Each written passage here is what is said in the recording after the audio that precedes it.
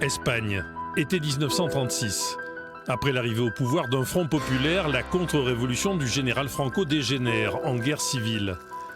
La lutte entre les militaires nationalistes et les défenseurs de la République pousse de nombreux Espagnols sur les routes de l'exil. Les premiers réfugiés, une centaine de femmes et d'enfants, arrivent en Limousin. Ils suscitent un immense élan de solidarité. En 1939, Franco écrase les républicains. Des milliers de nouveaux réfugiés franchissent alors la frontière. C'est la retirada. Ici en Limousin, début 1939, vont arriver en quelques jours plusieurs milliers de personnes, dont 3 jours d'affilée des trains composés d'un petit millier.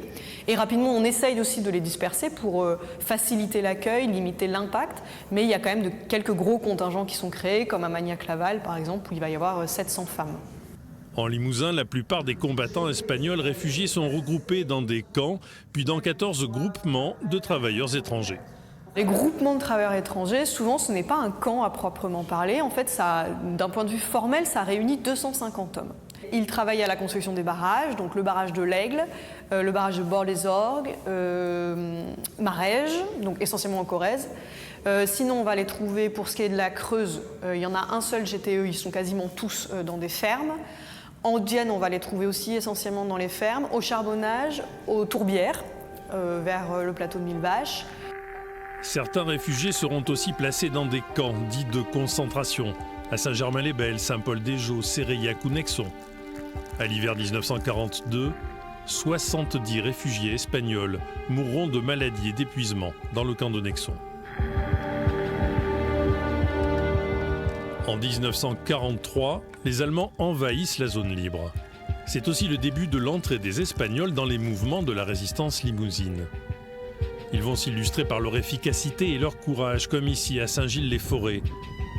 En juillet 1944, lors de la célèbre bataille du Mont-Gargan, le colonel Guingouin, chef du maquis limousin, les a chargés de contenir l'avancée allemande dans le cimetière. Ils vont tenir ce cimetière, cette compagnie espagnole, durant plusieurs jours et permettre, avec les autres résistants engagés, de ranger, de stocker convenablement tout le matériel reçu. Engagés dans les 3 grands organismes de la résistance, les Espagnols sont appréciés et très recherchés. La plupart d'entre eux avaient donc participé à la guerre d'Espagne, donc 3 ans de conflit qui s'apparentait plus à la guerre de guérilla qui va être menée ici pendant la résistance qu'à une guerre frontale. Et donc ils avaient en effet des techniques militaires, une expérience, ils savaient manier des armes, des explosifs, des choses que finalement une grande partie des très jeunes recrues du maquis limousin ne savent pas faire parce qu'ils n'ont pas fait le service militaire. En 1942, Amada Rousseau est arrivée à Bellac avec sa mère, une militante communiste qui avait fui Barcelone. Elle se souvient de son oncle qui les a rejoints. Après avoir combattu Franco dans l'armée républicaine en Catalogne, Francisco Valero s'engage dans la résistance. Devenu le capitaine Tito, il crée son propre groupe de l'armée secrète à Bellac. C'est lui qui est là et derrière ce sont ses hommes.